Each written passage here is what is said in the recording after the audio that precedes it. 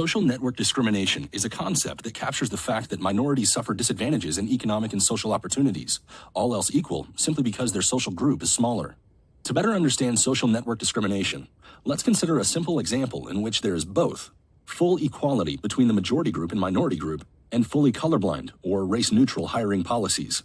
Suppose there are 3 trusted employees from a company who go to a professional event with qualified prospective job applicants.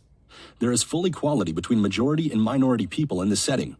In other words, not only is employment for both majority and minority groups proportional to their share of the population, but also there is equal qualifications and equal ability between majority and minority people.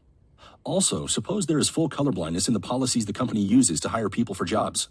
That means the company does not use race at all in making their hiring decisions. Similar to what often happens in the United States, this company does rely on referrals in making hiring decisions, which means people can refer others they know for jobs. Past research shows that referrals help companies because trusted employees may be more likely to know others outside the company who would also be valuable. Research has estimated that half of all jobs in the U.S. are filled via referrals. In this example, the company asks their trusted employees to refer candidates who might be a good fit.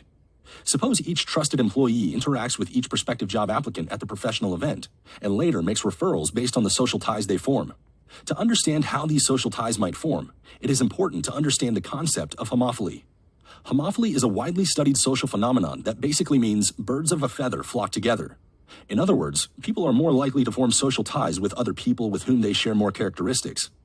Research has shown that in the United States today, homophily in race and ethnicity has the greatest influence on the formation of social ties.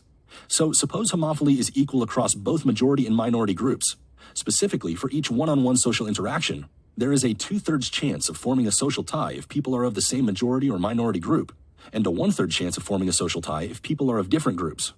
In this example, suppose that 2 out of 3 people are in the majority group, while 1 out of 3 people are in the minority group. Now, let's see what happens with social ties. First, let's look at the social ties for employee A. Employee A is in the majority group, so they will have a 2/3 chance of forming a social tie with each majority applicant at the professional event. Since there are 6 majority applicants at the event, they will form 4 social ties with majority applicants. Also, employee A will have a 1/3 chance of forming a social tie with each minority applicant.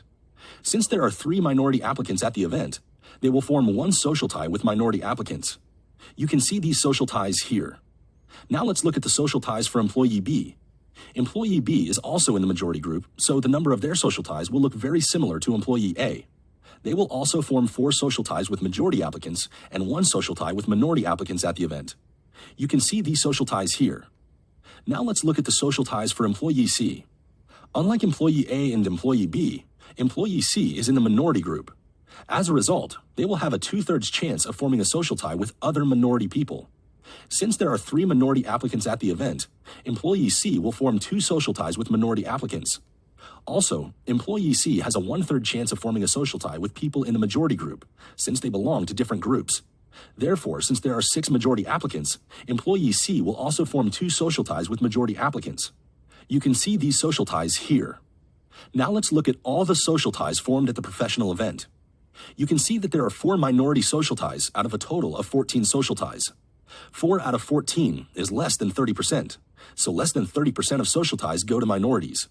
Yet remember, minorities are over 33% of the population, since they are 1 out of 3 people in the population. So, as this example shows, there will be disproportionately fewer social ties for applicants in the minority group, despite both groups starting off equal and the company using fully colorblind hiring policies. This disparity in social ties for minorities reflects social network discrimination. In other words, this example shows how minorities suffer disadvantages in economic and social opportunities, all else equal, simply because their social group is smaller.